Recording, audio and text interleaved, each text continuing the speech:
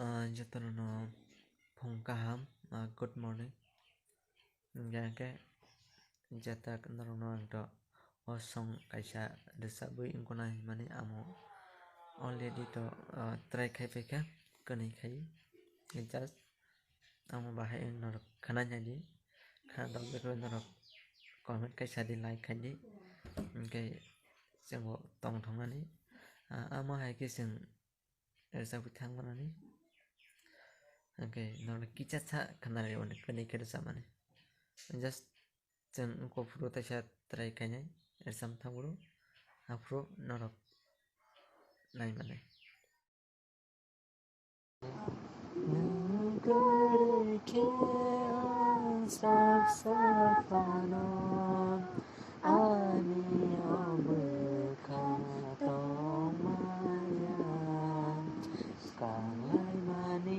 Đừng xin làm lại nè.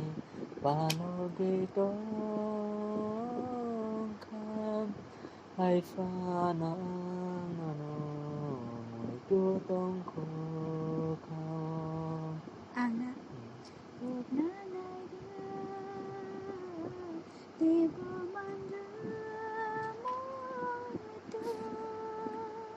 hai pha no no người tu tông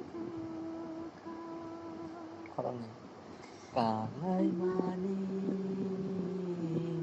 balogi tông kham hai pha no no no mùi tu tông khô khao